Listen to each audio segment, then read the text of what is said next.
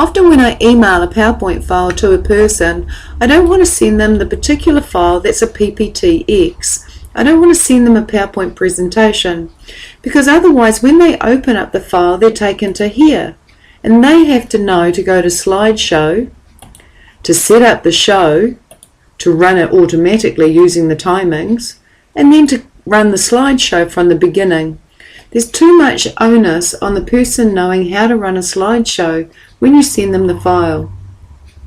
Instead, what I'll do, instead of saving it as a PowerPoint presentation, I'll save this file as a PowerPoint show. If I click File in the ribbon and I click Save As, this file is currently called How to Make Money Quick, and it's a PowerPoint presentation.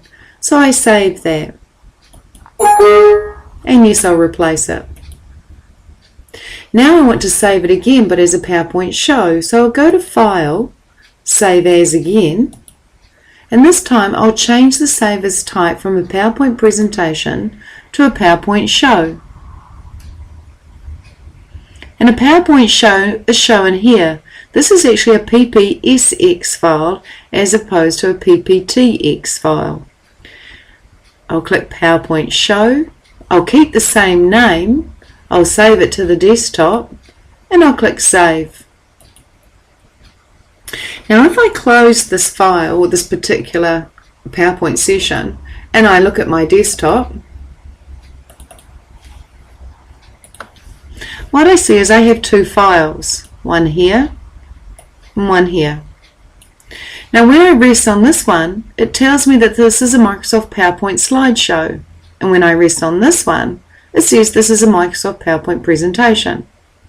So if I was to email this file, the pptx, when the user double clicks it, it just opens up like this. And then they have to know how to run the slideshow. I'm going to close this. But if I sent them the PowerPoint show, then all they have to do is double click and it runs the show rather than open up the file in PowerPoint. So if you're going to share the file, save it as a show and send them the show. I'll just press Escape.